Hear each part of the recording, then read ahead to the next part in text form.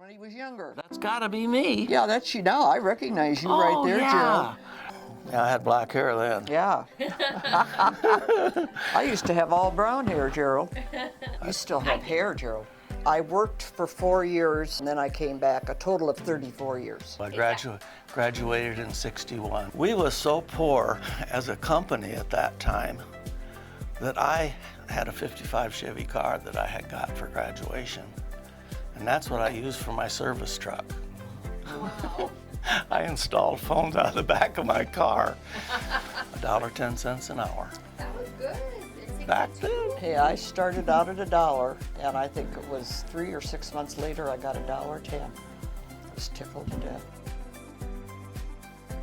They would just give me small jobs for about a month. All I did was polish telephones in the back room, and I finally got to go out and work in the field with the linemen.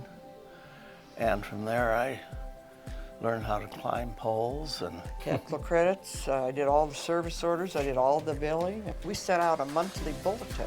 It was tilly-tingling. That might be the weirdest thing I've ever heard. Oh, back then, though, it wouldn't have been. I'm renaming our newsletter then. there's a lot of memories, Yeah, a lot of different things I think of over all the years.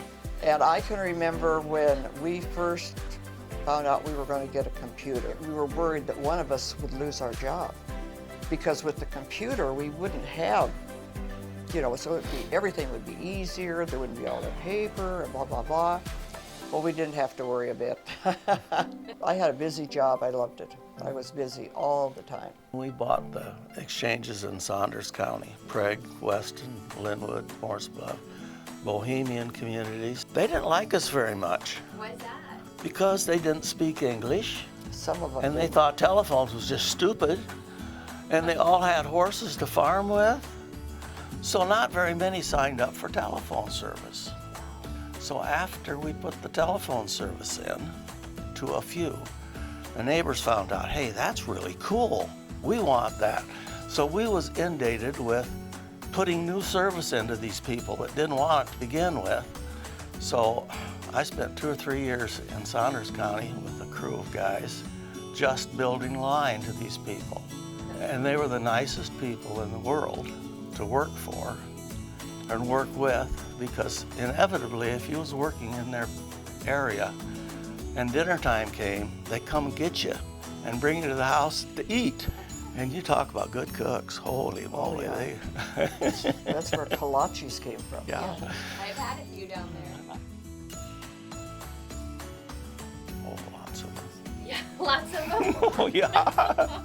I learned real quick to how to fall off a pole and not hurt myself. Did you go back first or butt first? Feet first if you could, and you never hung on to the pole, you always kicked away and fell down on the ground. If you hugged the pole, you got lots of slivers. Ooh, that does not sound fun. That sounds bad.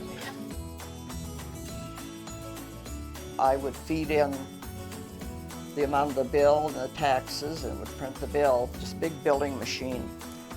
And we just thought we were right uptown.